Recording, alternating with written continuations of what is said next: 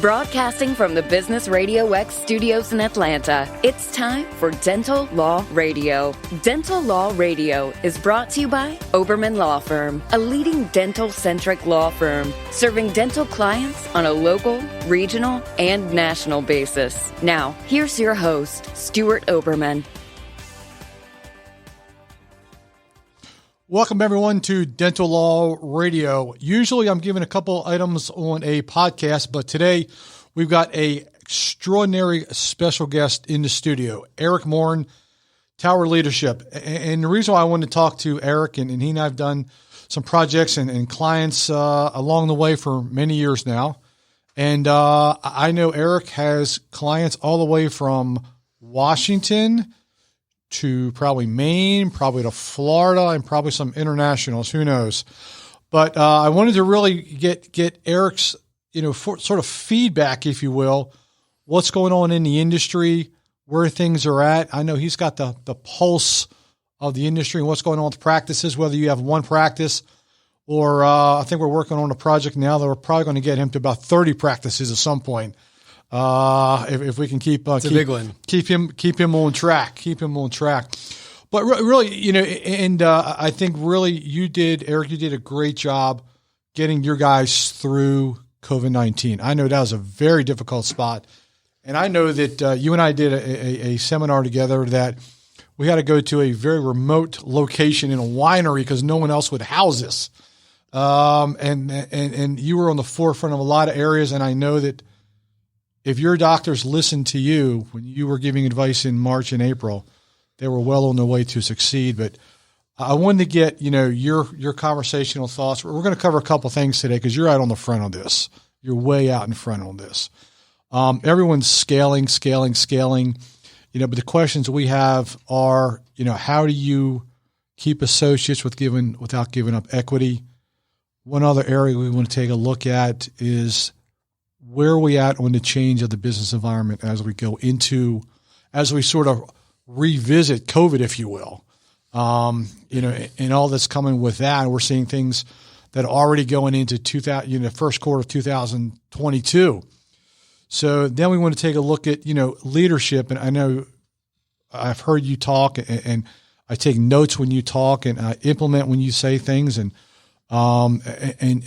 God forgive me, but you introduced me to the sigmoid curve.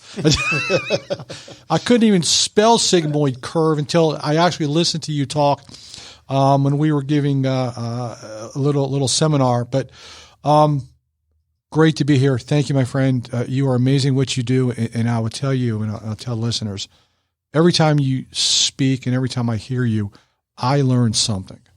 Whether it's one thing or a handful, I learn something. So I want to talk about really what Tower Leadership is doing. Then I want to get into some very specific industry topics that I know you're out in front of. But tell us a little bit about Tower Leadership, what you guys do. Well, first, thank you for having me. I'm glad to be here today. This is a lot of fun. Been looking forward to it. As you said, you and I have worked on a lot of projects together, a lot of conversations. We've dealt with a lot of clients. We really experienced a lot of issues together. This is a great time to have this conversation. There are so many changes, and then all this thing called the Delta variant comes up, right? So just when we think that everything has settled and we can get back to business as usual, winter comes again, right? We don't know. There's uncertainty. And I think that's business as a whole is there's always uncertainty in the marketplace. And I think preparing for that. And then what do you do when that happens? And I think that's one of the conversations you had brought up, which is when COVID happens. I think in this show, we'll talk through that is what were the differences during that time? Because one of the things I'm seeing now is when we go back and we look at the time period, some people say we won't count 2020. And some people say 2020 was a great launching point. Best year they ever had. That's right. So what was the difference? I think it's really important on this podcast to identify those things. As a company, Tower Leadership, I've been in the consulting, dental space for approximately 20 years, married a dentist, and I was consulting for companies outside of dental. And then she said, will you help me start a dental practice? I always tell people that my best asset was that I didn't know anything about dental. And so I just started growing and scaling this dental practice and hiring doctors. And I thought that was normal until someone told me it wasn't. But then my career, I ended up getting investment licenses and so that I could see also the investments that doctors were making. Tower leadership came from this idea of, after all my years of experience, was you can have great management systems, you can have great training, you can have all these things in place, but if you don't have great leadership within the business, and leadership encompasses a lot of things, and there's certainly some great things you need in management and leadership, but the idea of Tower leadership was, let's create a business that shows doctors that if you invest, if you grow and you scale, yes, you can have all the financial rewards, but you can also impact a lot of people too. And as idealistic as that sounds, we've been able to do that. And it's a fun, pursuit of passion, and we get to see the changes in our clients' lives, which is a lot of fun. So one of the big things now is our doctors are sort of in a quandary where they really don't want to give up leadership, but or ownership, but they don't want to work 80 hours a week. So the question is, in today's tight market, tight associate market, how do our guys, and we get this question all the time, and I know you get the question, you had a big conference on this recently. So how do you keep associates in today's world where you're only as good as your last paycheck and your last patient without giving up equity? That's probably a 17-day topic, but in a 4-year span. But how do our doctors do that, and what are you seeing on that side? How do you keep these associates without giving up equity? That's a loaded question. You're right. I mean, we could sit here and talk about this for a long time. I think it's very important for people to know that a lot of times that associates feel that that's being successful, but let's unwind it a little bit more. The idea of ownership, and a lot of it, actually, believe it or not, and all the conversations I've had conversations with thousands of associates. It's always that I want to be able to have a say in the practice. I want to be able to have leadership. That's the hard part to get over, right? Because you could give somebody equity. Let's just say that you gave up 30% or even 40% or 50% of your practice. But if someone's whole goal is to be able to have a leadership conversation, to be able to contribute, and they're not able to do that, then of course, they still won't be happy. So I think the first thing goes down to is, what does the person ultimately want? Because I think the marketplace in the past had said to this person, let's take an associate, highly educated, right? Highly competitive. Dentists tend to be competitive people by nature. And we say, here's what I want you to do. I want you to come in. I'm going to figure out how to pay you as little as possible. I'm going to give you no say in my dental practice. And I'd love for you to stay a really, really long time with no equity. I mean, that conversation, right. None of us would go into that conversation going, well, this sounds like a win-win. It happens every day, right? Every day. And so I think that if you look at this is not what happens in other industries, by the way. This is kind of a paradigm that was in the dental market space for so long. And so I will tell you that before we even get to a financial model or talk through those types of models, I think it's more important to say, can this person contribute to the practice? Are they allowed to contribute? Because these are intelligent people. And by the way, if doctors want to pull back, I might want to pull on that part of their skill set and have them be part of the practice as far as the ability to contribute to a leadership team or contribute to the management of the practice. So I think it's really important we talk about that first and that component, because they want to be part. They want to feel like they're part of something. Don't we all, though? I mean, don't we all want to feel like we're part of something? And I think that the way we've treated associates in the past is wrong. I'll say that first. The other part is, what does it mean to get ownership? I think we have to unwind that. What does that actually even mean? Equity. What is equity? Equity, first of all, until you sell it, it's just something filed with the state. I mean, it doesn't really mean anything. You can say, well, it means distributional equity, right? So I get some distributions. But I think it's what do those distributions? I can't speak this morning. Distributions. You're the financial guy. I know, right? You're asking the lawyer? I think what do those distributions mean long term, right? So I think it's what do those mean long term? And I think it's creating an asset. What we have found is by allowing someone to be part of a leadership team, to have some say in what's happening in the practice, and then by giving them an asset, showing them that they could have a multi-million-dollar asset without having equity, Then they say, okay, hold on, let me get this right. So I could work 4 days a week, not deal with HR, not have to deal with marketing, not deal with all the headaches and complexities, and I could have a multi-million-dollar asset. The answer is yes. And so I've actually, believe it or not, I've had partnership agreements that the partners have unwound the agreement to do a deferred compensation or some type of other program because they see clearly financially. I've had people take that type of an arrangement and put it in front of their lawyers, their accountants, their financial advisors, and they have come back and said, wow, this is pretty amazing. Yeah. And it's actually better financially. So what happens is when the associates end up in dental school, they tell them, I mean, the natural progression is you're going to get out, you're going to work for a few years. Oftentimes nowadays it's for corporate for a few years. Right.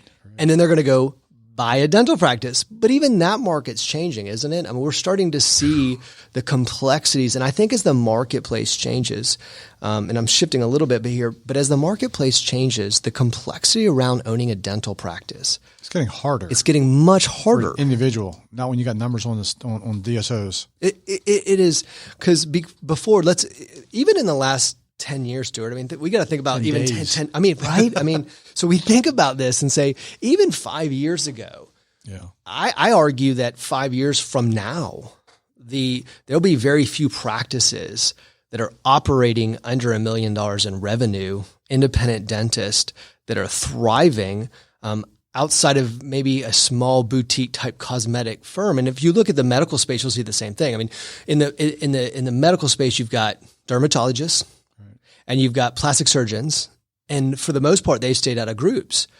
But the vast majority of medicine is MDs are now all part of groups. So when we look at the marketplace and the way it's shifting, we say even the people who might have bought a practice, it's going to cost you a lot more to get into them, because it might cost you, and we're seeing this, you're seeing this too, it might cost you $2-3 million now to get into a practice where it would have cost you $400. And then you've got to have the business acumen to be able to compete in that space. So when we're retaining associates, what we have to think about first is the environment. Are we providing a world-class environment? Are we providing a place where they can thrive? Can their career grow? Can they be excited? Are they all those traditional things in any other industry we would look at, right? If we were, let's say you and I decided to create another firm, we would want to take care of our C-suite, our top players. We don't sleep as it is. You want to start another company? We'll have a side note. So I think that we can keep unwinding this. The truth is that no matter where you are, this marketplace is changing. And I actually think there's a lot of it that's good news. And the marketplace is changing. We can kick and scream, but it is. And I think that the more we adapt to that marketplace, the more we can thrive. I think if you look at large corporations that are, or private equity or DSOs or however you want to call it in this space, they are not handing over equity to these practices. Yeah. And I think that people have been telling people for a long time that you need to hand over equity. But in a case that you had mentioned from coast to coast, I was working with a doctor recently, and if he had given up half his practice, he would have taken a 50% pay cut. But that pay cut literally would have made it so he could not pay his bills, literally. And so I sat down with the associate and I said, "Do you care about this doctor?" And the associate said, "Yeah, I'm just trying to take care of my family, but I also want him to be taken care of." I said, "Well, if we do this deal long term, this is going to fall apart." And so we went through the math with the associate, and we were able to put a really good agreement in place where the associate had a long-term asset, also had some leadership say in the practice, was able to thrive. And this was a few years back, actually, and now they are just doing so well together. So I love to see that you do not have to just hand over equity. That is a paradigm that is changing. It will continue to change. And I think it's really important in this marketplace. And I'm not saying maybe you do want to sell up equity. Maybe you want a partner. I'm not saying you never should. I'm just saying that if that is not your game plan, you should not be forced into that game plan, or strategic direction, maybe is a better way to say that. I think you have to think through why you're doing this and who it benefits and what your long-term vision is. Does this go hand in hand when a doctor says to you, "I want to get out of the chair"? does that go hand in hand on, or is that a before conversation that we get to the associates? Is it, I want to get out of the chair. How do you figure it out? And then what do I need to do with an associate? Is that a first conversation when a doctor says that to you? How do I get out of the chair? I have to tell you, this is like my happy place. I just can we make this show 5 hours? How do I get out of the chair? Brought in. How do I get out of the chair? We can do this for a long time. How many times have you heard that? How do I get out of the chair? So here's a thought. So what happens is just like any other position. Sometimes we put a square peg in a round hole. Look, we oftentimes will bring in this associate that does not meet the business model. It does not meet the vision. He or she, for instance, the person who says that this doctor does not want to give up equity long-term, wants to build a team, wants to do some type of other business or economic model to provide an asset for the associate. And this associate walks in and says, stomps their feet and says, no, I will not do anything but take ownership. So the doctor says, okay, fine, I'll hire them anyhow. Maybe they'll change their mind. They're probably right. That's your hiring process. There's a thought process between selection and recruitment. Okay. Selection is that you've sourced so many candidates coming into the position that you can pick the right person and select them, right? We always want to select people. So if you have multiple candidates, you get to select. Recruiting is almost that last minute thing where you're like, we really need a body, or we really need an associate right now. So we just put whoever comes into that position, we just say, we're going to hire you. We've seen this with front desk, hygiene. Is that more prevalent in today's market because they can't find good associates, or are they just filling bodies? See, I would push back against can't find good associates. It's interesting. The reason I say that is because the doctors who have built an amazing environment to work in. Doctors hang out with doctors. I don't know how many times someone has said to me, I've recruited 2 or 3 people from my class to come work for this doctor. Because if you create an amazing environment to work where somebody can do well, can take care of their family, and have an asset, it's going to attract other people. Build it and they will come. So yeah, sometimes I say to people, it's like the harsh truth, but sometimes when someone says, I can't find anyone, I say, it's you, right? And that's kind of a harsh truth sometimes. And let me kind of back that up a little. Sometimes it's like, I have not built the environment to attract people. Someone said to me this one time, Stuart, this person said to me, you can't find any good people in Atlanta. I was like, wow, an entire city. I'm sure it's the entire city, right? One person out of 6 million. Right? That's right. I can't find one person. So I pushed back and said, well, let's talk about the environment. We've always had this idea that dental is different, but it's not different. The business acumen, the business principles always apply. Is you've got to create an environment. No matter who you are, you still say people, every study shows people still don't come to work for money. We must say, well, yes, they do. No, someone can always pay them more. There's still all these other intangibles that you have to make it a place that's great to work. Now, obviously somebody wants to get paid their value. They want to have the ability to increase their income. All those things are true. But if the environment, and I'll give you an example of what I mean by that.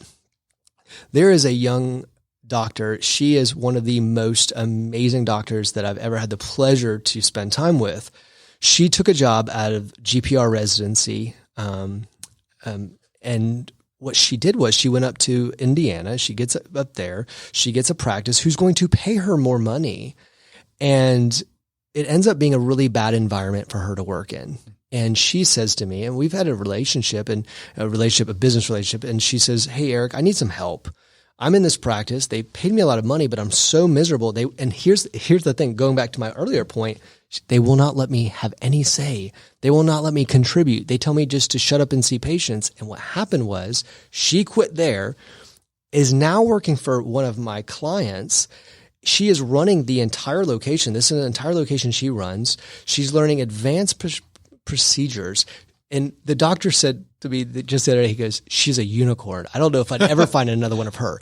And yet this other doctor had her. Now, the other doctor that lost her is probably saying, it was her, you can't find good people, attitude, right? It's all these things. And it's like, skills. It was like, no, it it was you. And so I do think it's important that we all look at our business and say, do we have the environment to attract top talent? All businesses have to do that.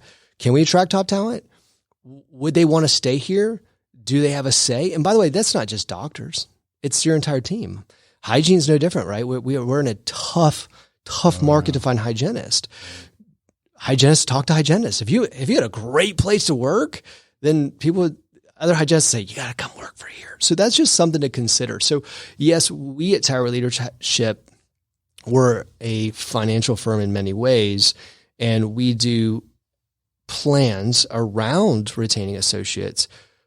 But I would still argue that if you don't have the foundations of strong business management, then it's not going to work anyhow. That's whether it's one practice or 20. It's all the same. That's right. And I say management leadership. One thing I'll say on this show, and I think it's important. Sometimes you scroll through LinkedIn. I see some amazing post by Stuart Oberman, and so I'm scrolling through. I got good people. I see these. I got much smarter people than me. I can tell you that. Well, they're doing great. It's looking good. So as I'm scrolling through, I always see these posts that pop up, and they'll say something to the idea of leadership is when you care, management is just a number, and these, and it's silly because it's not true. Yeah. Look, all great businesses need leadership and management. Management doesn't mean that you don't care. You have to have strong management because you can be a great leader, but if you have bad management, then the company's going to fall apart. You can train people, but if you don't have a way to have standard operating procedures, you cannot continue to manage the business to grow. So you do need both. And I think that it's very important to understand that by the way, if you just have management but no leadership, that's not good either. Yeah. So I think it's important to understand you have to have strong leadership within a business, the visionaries, the visionary leader, the people that are driving the show and looking at direction and inspiring people. But I think there's the other side that says, do I have strong management? And by the way, I think associates play a crucial role in both of those. So, it's amazing what's changed in the last 3 years, maybe 36 hours, maybe. We got scaling, we got corporate coming in, we've got DSOs, we've got growth, we got, no growth, we got COVID. I always say with COVID, it's going to be something else. If it's COVID today, right. It's Delta tomorrow, and it's something else down the road. The Foxtrot variant. It just keeps going. So from a practice standpoint, how do our doctors adapt to the change in this new business environment? And it changes like every day, it seems like. 3 words: access to capital. Serious. I mean, let me tell you what I mean by that. One of the things that if you look at you can look at business over business over business outside of dental as well and say, and you and I talked about this actually during COVID, I said, you got to have access to capital. One of the things that the federal government provided was access to capital, right? Had that not happened, then what would have happened? Had we not have PPP and EIDL, what would have happened to the dental market space? And so I think when we look at the future, first of all, one of the ways we insulate ourselves from those types of things is access to capital. And what does that mean, access to capital? What does that mean? It means that either you have credit lines you can pull from. It means that you might be able to have money in the bank. You have access to be able to borrow money in some ways. This is what they call good debt? Here's what I always tell people. There's 2 things you cannot get when you need them: credit lines and insurance. Okay. So those things are really cheap and you can get them really easy when you don't need them. The second you need them, they're gone, right? All of a sudden you're about to go to bankruptcy. You're like, can we get a line of credit? No, it's not happening, right? You get diagnosed with something, you can't get insurance. So I think it's important for us to know that as businesses, we have to start projecting. We have business winters. One of the things I said before COVID, now I certainly did not know it was going to be COVID, but I was telling people, listen, this is a great economic time. Take 2021. We would argue that 2021, I think everybody can see it's a great business year. We can talk about all the reasons why, and that's maybe for another show, but it's a great economic year for most businesses. So then are you taking that money and are you making sure that you have capital if let's play this Delta variant or something changes or the economy changes, or we saw the dental marketplace change in 2008, 2009, 2010, when people were doing procedures now that they weren't doing before. They're getting checks from the government. So what happens if you had a 20% drop in revenue? I'm just saying, play that scenario out. In business, we call that pessimistic modeling. Hey, what if we weren't to grow at this rate? And what if something was to happen?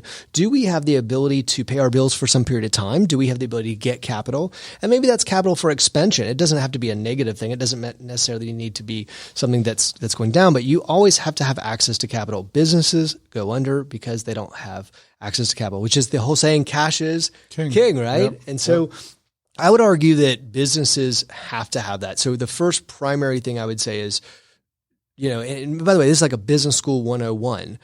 Profitability doesn't keep the lights on. Cash flow does. Do you have enough cash flow to get through, or the ability to get capital to get through a difficult time? I think it's very important that any business owner assess that at any given time. Wow.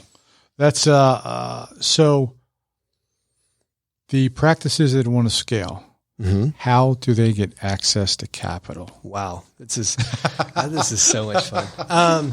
So isn't that we can first of all say, okay, well, right now for a dentist to get leverage, otherwise known as debt, it's not that hard, right? I mean, as long as your financials are in pretty good order, you can go to a bank and get a loan and buy another practice. As long as the financials make sense, they'll look at your personal, obviously, financial statement and see if you are a good qualified buyer. But that's only to a certain point, right? There's going to be at some point where the banks go, we're taking enough risk here, right? And then we start to get to the point where we say, okay, well, then we go into getting capital that's outside of a bank, which that could be bringing in other partners. It could be mergers and acquisitions. It could be pulling in private equity. Because eventually you have to say, and that's a good thing for you to look at in your long-term vision. If you have a dental practice, and let's just play the scenario that you're two locations and you say, I really love to go to 30 million. And matter of fact, you and I were talking about this practice is moving drastically, right? And so we've seen that. But what happens is you have to say, what is my plan for getting capital in the future? When the banks cut me off, and they will at some point, they will. You have to say, what is my plan? You can't wait and then start making phone calls. You have to think now. At the point at which the banks cut me off, so let's just say it was a certain revenue or 4 locations or whatever that is in your head. And by the way, your banker can help you with that, and you can talk. Some only allow you to purchase one practice a year. See that, and that's something I wasn't aware of, and so I think it's important to get that information. And then if that's the case, then what is going back to number one thing, access to capital. Yeah. What is my next step to get capital? If I can no longer get any more capital, how else will I get it? Do I want to bring in an equity partner? Do I want to, because there is an old saying, and I love this saying. When I heard it, I thought, that's brilliant. Sometimes people say partnerships don't work. It's just not true. They just have to be running in the same direction. Right. And so do I want to own 20% of a watermelon or 100% of a grape? Depending on what your long-term strategy is, it might make sense to own 20% of a watermelon. And I'm certainly not, everyone's situation is different, but if you're trying to become a large dental group, I think you have to understand in business, the number one thing is, what's my vision? Where am I going? What do I want long-term? How does this impact my family? What does this do to my legacy? I think you have to write all those things out first, because I'll tell you a story. Years ago, I want to say about 7 years ago, I had a group come to me. When we were young. I had a group come to me. They had 9 locations. It was 4 partners, and they had flown up to see me. And I sat down with them, and I asked them that same question. I said, where are we going? What are we trying to get accomplished? And they said, we want to be $100 million dental practice. And we heard you were the guy to get us there. And I looked at them and I just said, why? Why do you want to be 100 million? What does that do? Why do you want that? And their answer was, I don't know. It sounded good, right? It sounded like a good round number. And so I said, I heard it at a seminar. That's right. I heard it at a seminar. It sounded like we could, So I said, let's talk through that more. And it's interesting that because I told him, I said, if I was a bank, and sometimes when I'm speaking to a doctor or any business, I would say, let's play that I'm your investor. Explain to me why I should give you money. And I said, if you came to me and said you were trying to grow, but you don't know why, you just had no reason and you didn't have an economic model, I probably want to give you the money. So we spent believe it or not, it took about 4 hours to finally get to their why. I believe it. And then when we got there, here's what they said. We want one location with 24 ops. I thought we should have figured that out 8 locations ago, right? So we just wasted time and money and energy. And so, and interestingly enough, part of the story is one of the partners was actually diagnosed with a really heavy disease at the time. And I thought, gosh, you guys have spent so much time in the wrong direction. So I think that the first part is always, where are we going and why? And one of the reasons why I try to get people out of the dental chair is I think that some people love dentistry, stay in the chair if you want to, but have the ability to pull back, have the ability to spend time with your family and do the things you want to, which is one of the reasons why we started business. So you talk about this a lot, and this could probably interject it into every scenario you just mentioned. Leadership. You guys talk about that a lot. You groom it, you touch base on it, you figure out how to get better at it. How much of a role does leadership play in a successful practice, whether it's 1 or 20 practices? And you talk about this a lot during COVID, how leadership, when, really will take you through the storm and put you on top of the mountain. So tell me about leadership and how our doctors and what you see, what they don't do. I know that's a whole day's conversation. No, I think I think that when there's this old saying, right? You find out who your friends are during the difficult times. And I think that we also saw what people were made up from a leadership standpoint during the difficult times.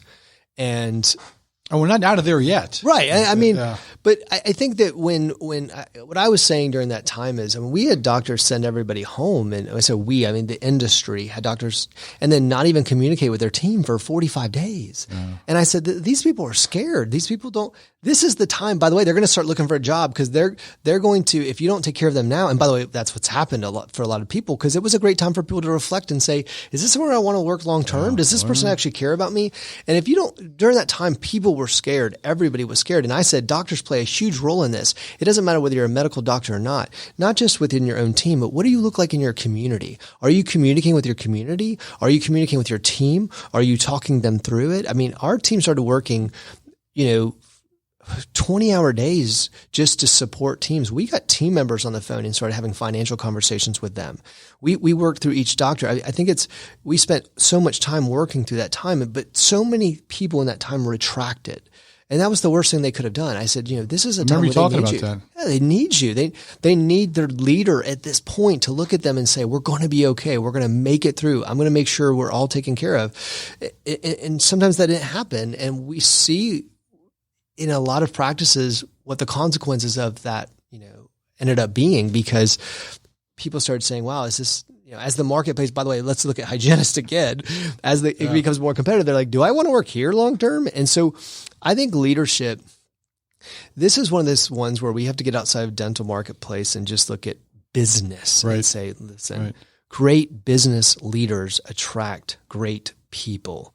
And it is difficult. I want to give some, acknowledgement to the fact that being in a chair all day long and seeing patients all day long and trying to lead and trying to manage is very, very difficult, which is why you need to lead and build an amazing team, because you can't do it all. Yeah. But building a leadership team and building a team around you, but to get them there, one of the things I was just saying to you before we went on air was that one of the reasons I do a leadership retreat, we do this large leadership retreat every year. And one of the reasons I do it is when they say, well, Eric, I don't communicate like you communicate. So you would tell my team what you just said. You tell them, you send the memo, you send the email. That's right. And then the other thing is, but I want to get the team inspired on my why. Like when I say my why, I mean your why as a doctor. Why are you there? What's the purpose? What are you trying to get accomplished? How do you impact their lives? I think that you have to get the team to understand why they should care. Right. Because if it's like, I think we get to this place where we're always like, well, I'll just pay them more money. I'll just pay them more money. Somebody can always pay them more. So why should they follow you? We see it all the time. One of the things I've done at Tower is I've brought people on and given them I've asked them to come on for like literally like a 30-40% pay cut from what they were getting paid. And I'll tell you why. That wasn't to cut anyone out of money, by the way. It was to say, are you willing to commit to the vision that's here? And if you are, your actually income will increase, but I want you to buy into the vision of what Tower's trying to do. So the same thing I would say is if people aren't inspired by you as a leader and they don't see you as a leader, somebody they want to follow, people will take a pay cut just to be with a great leader, to be with a great organization. And so many times, and you might say, well, Eric, I don't have time to do all that. Okay, then bring in somebody who can. Right. If we're trying to go to 5 locations, 10 locations, 20, you can't do that without great leadership. Yeah. You can't do that without great management. And so why I think it's so crucial is we can, business is littered with stories of great leaders and poor leaders. And we work on leadership and we inspire and motivate and drive people towards a direction. And that sounds idealistic. I know it's like that sounds idealistic, true, but it's just true. Yeah. And it's like, how much time in the last 12 months have you spent on growing your leadership skills and leadership teams, inspiring people? And I think it's got to be a focus if you're going to, especially if you're going to grow and you're going to compete in this market. Because what I am seeing is a lot of DSOs that are private equity. They're not focused on leadership. Yeah. And it gives you a competitive place in this market. I mean, it really does. It allows you to differentiate yourself. Now, I'm not saying DSOs don't care. That's not what I said. But I'm saying that if it's all about money, that you get what you measure. And if they're focused just on money, well, then I'm telling you, they're going to take their eye off of leadership. And that's a place where you can dominate and attract top talent. Amazing. Again, I don't even know where to start. I think we've been just about 45 minutes. Is that I'm trying to think how much I could take back myself and say, okay, here's my office. But as usual, it's an amazing conversation. I was looking over and trying to figure out what do we even call this. I mean, we've touched on so many things, but we'll come up with a great name. So tell me what you got going on. You got some events coming up. Where are you going to be at? We have. When you sell out Phillips is what I want to know. Huh? Well, we have sold out our September and October foundations. We're blessed. I think big Phillips. We're blessed to have some amazing doctors. That we get to work with some of the best in the industry, and work with some of the best people to team up with you, like yourself. You do work with the best. I mean, and I could tell. We'll also say the guys that we work with together are at a different level. Not that the clients are bad, but they're at a different level. They got a whole separate, different vision where they're going, and at times they're a little bit hard to corral in. Sometimes I just want them to get to Marietta, not necessarily Nebraska. I just give you the difficult stuff, Stuart. No, yeah. The reason I bring, you and I work on some really complex stuff together and some great things, and that's why it's such an honor to work with you as well, because I know that the clients that have these sophisticated issues, that the clients that need help and need great guidance, I know you take care of them, which is why you and I have worked together on so many of these cases. It's like, why is Eric calling me at 8:30 I'm taking that call. There's got to be a reason. I think I call you on Sunday once a week. I think don't call Stuart on Sunday. It's not to watch cable TV. I can tell you that. But so tell us, what next event's coming up? What is it? Tell us about it. We have what we do is an introductory 2 days initially is what we do, and what we do is we talk about the financial. So it's financial and it's leadership and it's management, which is what do I need to do if I want to build an organization that it grows and scales? If I want to pull back from the chair, how do I have a business that runs without me? What does this mean financially? How do I make investments? One of the things that's missing in this industry is people don't know where to invest in the practice. So we talk about where to invest. What's the ROI? Where's the best place to put money? How does that pay off debt? All those 2 days worth of concepts. And then in November, we do so we do those once a quarter. We've actually sold out September, so we've added some more. And then we get this leadership retreat we're doing in November, and it's a large event. We have practices from all over the country, and it's really about that message, which is how do we get our teams inspired? If we're going to build scalable businesses, how do we get our teams inspired, motivated, and ready to tackle head on 2022? If anyone's got any questions, how do they get a hold of you? Towerleadership.com. I think it's the best place. We've got a lot of information, and right there, if someone wants to send email, info@towerleadership.com. And our team is ready and waiting. We'll be more than happy to help you. They are excited to talk to you and excited to help. And it really, we see the spectrum, as you know, and so it doesn't matter where you are. It doesn't matter if you're just beginning this journey and you're questioning, what do I need to buy or invest or do? I mean, a doctor years ago had said to me, they gave me their pro forma going into a practice, and I said, "Who gave this to you?" And I was like, "It's wrong." And I said, "Trust me." And I said, "We're going to move all this around." And what I did, he was like, he had 7 ops. I said, "These 7 ops are going to be gone in 12 months. He said, "No way." They were. And so I said, so there's even on the front end, or the person who's trying to go, we're working with a lot of organizations that are going 2, 3, 4, 5, 10, 20, 30 locations. So no matter where someone's at, no matter what the complexity is, we can coach you through how, where, and why. Get there. Fantastic. I can't even begin to write down the information. I'm gonna have to listen to this myself and figure out where I'm at. I appreciate the honor to be your guest, sir. This has been a great time. I literally think we could go for 18 hours and not stop. And this has been such a pleasure to be here. I really do. It means a lot. I'm glad to be part of it. Yeah, my pleasure. Thank you, sir. Appreciate it. Eric Morin, Tower Leadership. It's always a pleasure. Thank you, sir. For those that want to reach out, Dental Law Radio. My name is Stuart Oberman. Reach us at stuart@obermanlaw.com. Thank you for listening. Please listen to this podcast multiple times, because you will pick up multiple bits of information every time you do. Have a great day, and we'll talk to you soon.